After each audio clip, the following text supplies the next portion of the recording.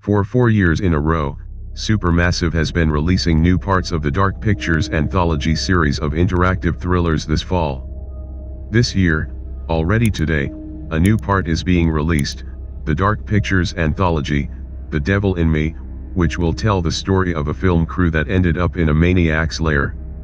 The new part of the series completes the first season.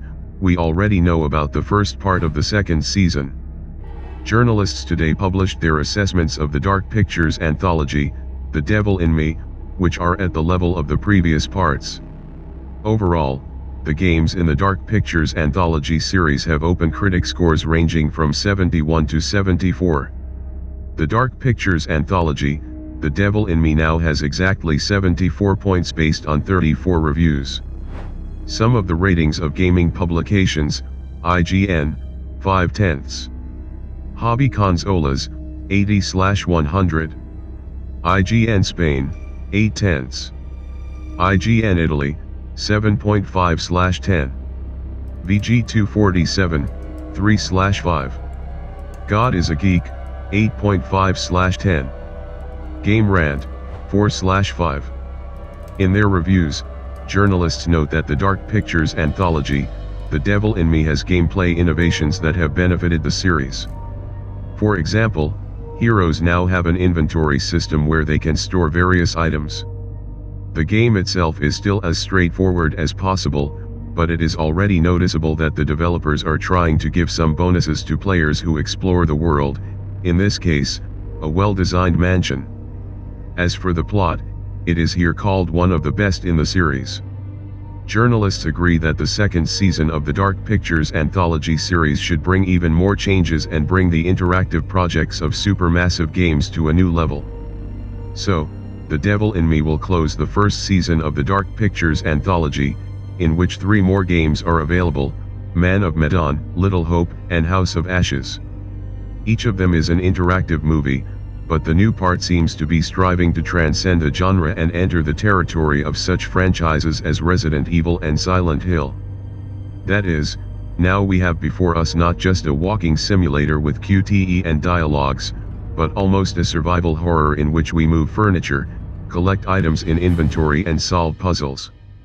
One of the puzzles that I came across in the preview build is an almost exact copy of a similar challenge from Resident Evil 2 Remake. Another made me spend several minutes looking for the door code, while giving me false clues. This is all much more interesting than just wandering around the location, looking at rare items of interest and reading notes, as before. I mean, I definitely like the previous releases of the Dark Pictures anthology, but The Devil in Me feels fresher and more exciting than its predecessors. However, if you enjoy fiddling with knickknacks and reading documents, don't worry, there's plenty of that stuff in the game too. Starting with Man of Medan and moving to each subsequent part of the anthology, the developers have improved the interactive horror formula. All games in the series received gameplay improvements, and The Devil in Me was no exception. First of all, attention is attracted by the opportunity to jog. This greatly improves the gaming experience, given how slow characters have been in past installments. The heroes also acquired unique features, and now they differ from each other not only in their characters, but also in the actions they can perform. For example, one of them has a business card with which he can unlock locked drawers, while the other has sound equipment that allows him to hear through walls.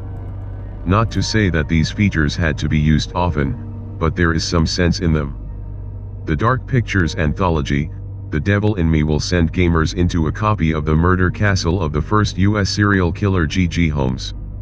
The main characters are a film crew that is preparing to shoot a documentary about the hotel where Holmes dealt with his victims. The atmosphere in the team is tense, which will certainly affect the development of the plot.